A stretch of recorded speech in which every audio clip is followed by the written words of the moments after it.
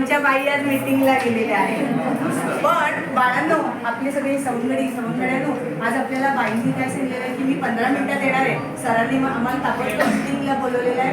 15 मिनिटात ते येणार आहे. त्यावेळेला मला फोन करून द्यायला सांगितलं मी 15 मिनिटांनी येणार आहे. तोपर्यंत तुम्ही तुमचा काल घेतलेला अभ्यास तयार करा, त्याची उजळणी करा.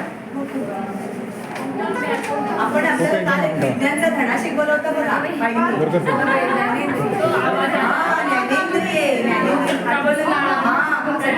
काहीतरी गाणं ऐकायला आलं माहित आहे ना. तर शरीराचे भाग आहेतच बघा, शरीराचे भाग तर आहेतच हो की नाही. सर्व भाग आपले आहेत, पण काही भाग बाई म्हणायला काहीतरी मला तर काही कळलं नाही. बुवा तुम्हाला काही कळलं काय? हाताला ज्ञानेंद्रिय घेतले, हाताला ज्ञानेंद्रिय का नाही म्हणायचं, डोक्याला का नाही म्हणायचं, डोळ्यालाच का म्हणायचं, मला काहीच कळलं नाही. कोणी सांगितलं नाही समजलं. कोणाला काय समजतं का त्याच्यात? काही भाग अवयव आहेत बरोबर. पण मग बाई काय म्हटलं गाणं लागलं तिथे बरोबर. गाणं लागलं तुला कसं कळलं? बरोबर, मला कानाने कळलं.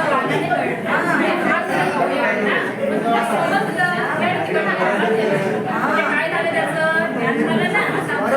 अरे त्या वर्गात ना आवाज येतोय काहीतरी, कोणीतरी गप्पा मारतंय.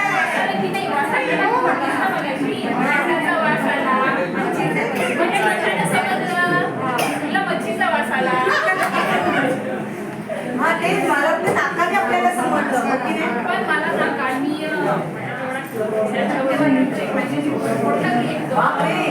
तर तीच जिभेला कळलं. हे आर्या तुला कळतं का तू जिभेला कसं काय कळलं? पण तू आता तिखट म्हणालीस ना, ती काही चव नाहीये. जिभेवर आहेत ना बारीक बारीक उंचवले आहे, त्याला आपण रुचिकरिका म्हणतो. आणि त्या रुचिकरिकामुळे ती तिखट लागते.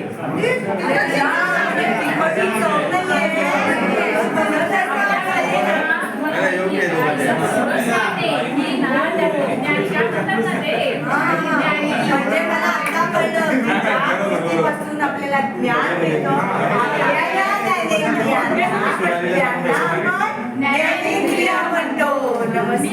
विचारते पण त्याच्यावरती मग आता त्याची उत्तर द्यायची. हो मग आता समजा मी आली आहे साखर, ती वाटते आता मी प्रत्येकाला सांगा बरं चव.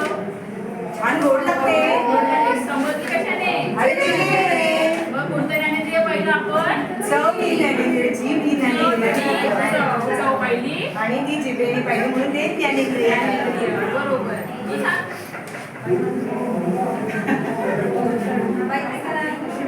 हे तुझ्या डब्यात कारल्याची भाजी होती. मग ती कोणती का झाली चव? 3 मिनिट झाले.